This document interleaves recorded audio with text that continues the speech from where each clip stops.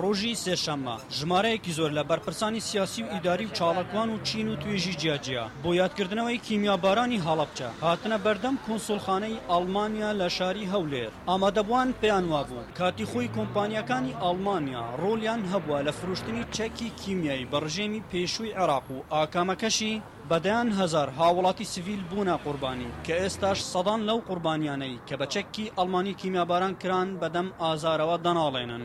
بەڕێزان ئێمە وەکو ساڵانی پێشی لێرە کۆبوونێتەوە بەداخەوە ئەم قونسڵیە ساڵ بە ساڵ دێن هیچ جوابێکی پێویست نادەنەوە.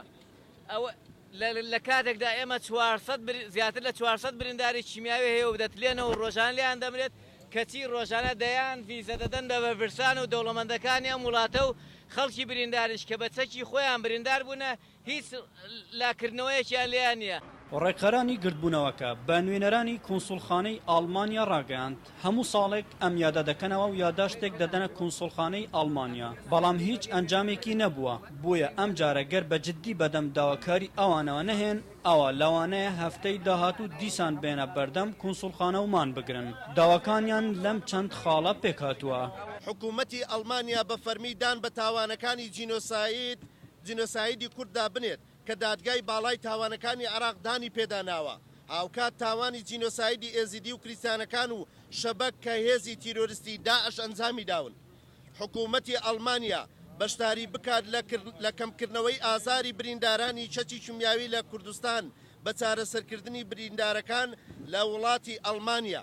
یەکێک لە بریندارانی کیمیابارانی هەڵەبجە بەدەنگی ئەمریکای ڕاگەیاند تا ئێستا جگە لە ناسنامەیەک کە بۆیان دروست کراوە هیچی تریان بۆ نەکراوە. من یەکێکم لە قوربانیانی چەکی کیمیاوی سەر ڕێز و نەوازشدانوێنم بۆ قوربانیانی چەکی کیمیاوی بە تایبەتی شاری هەڵەبجە و داوامان لە حکوومەتی ئەڵمانیا و ئەو دەوڵەتانەی کە چاچیان فرۆشتووە بە ڕژێمی پێشووی بەعەز قەرەبووی ئەو زەرمەندانە بکەنەوە و قوربانیەکانیش تەنها یەک هەوێیان بۆم دەرکردووە ئێستاکەش هەوێکەش لەوانەیە هەر کاریشی پێ نەکرێت تا ئێستا هیچ قەرەبوو نەکرایمەوە.